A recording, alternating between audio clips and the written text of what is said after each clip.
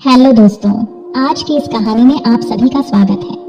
मेरा नाम नंदिनी है और मेरी उम्र 30 साल है। मैं एक अमीर खानदान से बिलोंग करती हूँ और हमारे घर में पैसों की कोई भी दिक्कत नहीं है।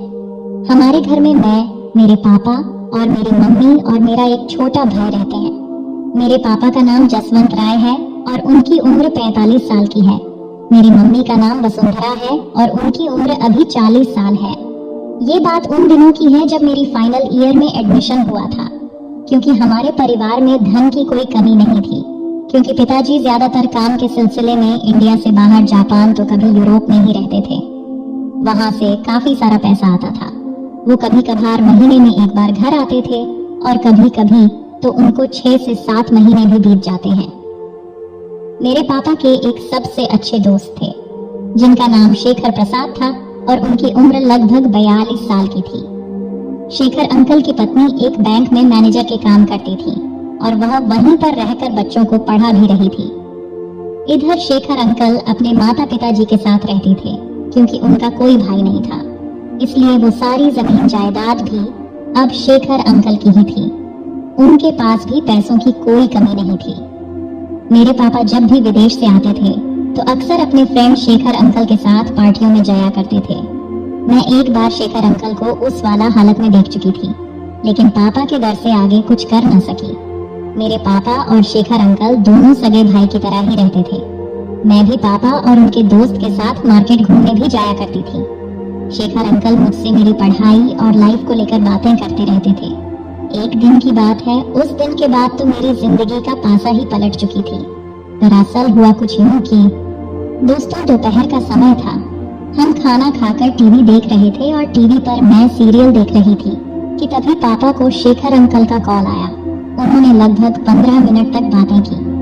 उनकी बातों से मुझे इतना समझ आ गया था कि उन दोनों का आज फिर से किसी पार्टी में जाने का प्लान बन रहा था, क्योंकि आज ही मेरे पापा विदेश से आए हुए थे। पापा शेखर अंकल के साथ जाने के लिए बहुत खुश थे। मुझे भी घूमने जाने का मन कर रहा था, क्योंकि मेरी अभी अभी एडमिशन होने की वजह से मुझे कॉलेज का कोई ज्यादा होमवर्क भी नहीं मिला था। वैसे शुरू में मैं कॉलेज जाती ही नहीं थी। वैसे भी मैं दिन भर घर पर रहकर ज्यादा बोर हो रही थी। मेरी भी मन में ख्याल आया कि क्यों ना मैं भी आज इन दोनों के साथ पार्टी में जाऊं, क्योंकि इससे मेरा समय भी कट जाएगा और वहां पर मैं घूम भी लूंगी। वो एक शादी की पार्टी थी और वह शेखर अंकल के साले की लड़की की शादी थी, तो उनका वहां जाना भी जरूरी ही था। फिर धीरे धीरे समय बीत गया और अब शाम होने की थी, तो पापा नहा धोकर तैयार हो गए। तभी थोड़ी देर बाद ही शेखर अंकल घर पर आ गए और पापा और शेखर अंकल तैयार होकर पार्टी में जाने लगे। तभी मैं पापा से बोली कि पापा, मैं भी आज आप लोगों के साथ पार्टी में जाना चाहती हूँ। लेकिन पापा मना करने लगे और बोले, तुम वहां जाकर क्या करोगी? तुम घर पर ही रहो। जब फिर से मैं बोली कि नहीं, मुझे भी ले चलो, तो शेखर अंकल बोले ओके। फिर शेखर अंकल ने पापा से कहा, नंदिनी को भी अपने साथ चलने दो, ये भी हमारे साथ ही घूम लेगी। फिर शेखर अंकल के कहने पर पापा मान गए और बोले, चलो ठीक है, लेकिन वहां जाकर तुम ज्यादा घूमना मत। मुझे अपने साथ ले जाने के लिए मैंने शेखर अंकल का शुक्रिया किया। फिर हम सभी कार में बैठकर पार्टी के लिए चल दिए। शेखर अंकल कार चला रहे थे और पापा उनके साथ ही आगे बैठे थे। मैं अकेला पीछे बैठी हुई थी। मैं आज बहुत खुश थी, क्योंकि बहुत दिनों के बाद कहीं घूमने जा रही थी, और वो भी शादी की पार्टी में। लेकिन मुझे नहीं पता था कि आज का दिन मेरे लिए इतना ज्यादा खास होने वाला है। हम लोग पार्टी में पहुंच गए। जैसे ही हम लोग पार्टी में पहुंचे, पापा और शेखर अंकल रिश्तेदारों से मिलने चले गए। सभी लोग डांस कर रहे थे। मैंने भी डांस करने का सोचा, लेकिन पापा के डर के कारण मैंने डांस नहीं किया। कुछ देर के बाद मैं खाना खाने चली गई और जब खाना खाकर वापस आई, तब तक वहां पर पापा और शेखर अंकल दोनों में से कोई भी नहीं था। इसलिए मैं उन लोगों को खोजना शुरू किया, लेकिन वो मुझे नहीं मिले। फिर कुछ देर बाद मुझे शेखर अंकल एक कमरे में जाते हुए दिखे, तो कुछ समय के बाद मैं भी वहां चला गई और जब वहां जाकर देखा तो मेरे पैरों तले जमीन खिसक गई। मेरे पापा और शेखर अंकल 2 लड़कियों को साथ क्रिकेट खेल रहे थे। ये सब देख मुझे बहुत ज्यादा गुस्सा आने लगा। मैं अपने पापा को अच्छी समझती थी और वो ये सब कर रहे हैं, लेकिन मैं बर्दाश्त करती रही। कुछ देर के बाद मेरा भी मन मचलने लगा था। ये सब देखना अच्छा लगने लगा था। तभी पापा ने मुझे देख लिया। फिर मैं वहां से बाहर आ गई। मैं बाहर आकर सीधा कार में बैठ गई।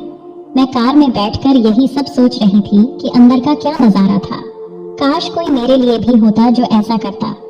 मेरे दिमाग में बहुत से ख्यालात आ रहे थे कि आज पहाड़ के नीचे आई हूँ। तभी पीछे से पापा आ गए और कार के अंदर आके बैठ गए। वो मुझसे बोले, बेटी मुझे माफ कर देना, तू तो जानती ही है कि मेरे सबसे अच्छे दोस्त शेखर ही है और मैं शेखर के कहने पर कोई भी काम कर देता हूँ और तू तो मेरी सबसे अच्छी बेटी है ना, इसलिए अपनी मम्मी से ये सब मत बताना। इसके बदले में जो कुछ तुझे चाहिए होगा मैं लाकर तुम्हें दूंगा। पापा से ये सब कुछ सुनते ही मेरे अंदर में एक अजीब सी आवाजें उठाने लगी। मैं तुरंत बोली, पापा आपको मेरे साथ भी क्रिकेट खेलना पड़ेगा, नहीं तो मैं मम्मी को बोल दूंगी। पापा मुझ पे गुस्सा होके बोले, तुम्हारा दिमाग खराब हो गया, तुम क्या बोल रही हो, इसका कुछ तुम्हें अंदाजा है। मैं पापा से बोली कि मैं ये सब कुछ नहीं जानती, बस आपको मेरे साथ क्रिकेट खेलना पड़ेगा, नहीं तो मैं मम्मी को सब कुछ बता दूंगी। इस पर वह बोले, अगर तुम यही चाहती हो तो ठीक है, इसमें कौन सी बड़ी बात है, चलो यहीं पर खेल लेते हैं। फिर क्या हम दोनों ने वहीं पर खूब क्रिकेट खेला। उसके बाद मेरे पापा बोले, बेटी अगर तू कहे तो मैं इस गेम में शेखर अंकल को भी शामिल कर लूं। मेरे लिए तो ये सोने पर सुहागा था, क्योंकि मैं पहले से शेखर अंकल को उस पोजीशन में देखी थी। मैंने तुरंत कहा, बिल्कुल पापा। और तभी उसी वक्त पापा को शेखर अंकल का कॉल आ गया। वह बोले, अरे यार जसवंत तुम कहाँ चले गए हो, चलो हमें अब चलना चाहिए और तुम्हारी बेटी नंदिनी भी कहीं दिखाई नहीं दे रही है। पापा ने इधर से बोले, यार मैं और नंदिनी कार में बैठकर तेरा ही इंतजार कर रहे हैं, तू जल्दी आ जा। इतना कहते ही पापा ने फोन रख दिया। थोड़ी ही देर में शेखर अंकल आ गए और फिर मेरे पापा, शेखर अंकल और मैं, हम तीनों ने मिलकर कार को 2 घंटे तक खूब हिलाया। अब मैं थक गई थी तो शेखर अंकल कार को चलाने लगे। फिर लगभग 1 घंटा के बाद हम सभी घर पहुंच गए। घर पहुंचकर पापा और शेखर अंकल कुछ बातें करने लगे और मैं घर जाकर सोफे पर लेट गई थी। फिर लगभग 30 मिनट बाद वह दोनों वहां पर आ गए और मेरे पापा बोले, बेटी तुम्हारा अंकल फिर से बोल रहा है, चलो हम फिर से क्रिकेट खेलते हैं। उसके बाद हम तीनों ने मिलकर लगभग 2 घंटे तक और क्रिकेट खेला। अब तो मैं बहुत ही ज्यादा आनंद की खुशी लेने लगी थी और मुझे किसी भी चीज की कोई दिक्कत नहीं होती थी।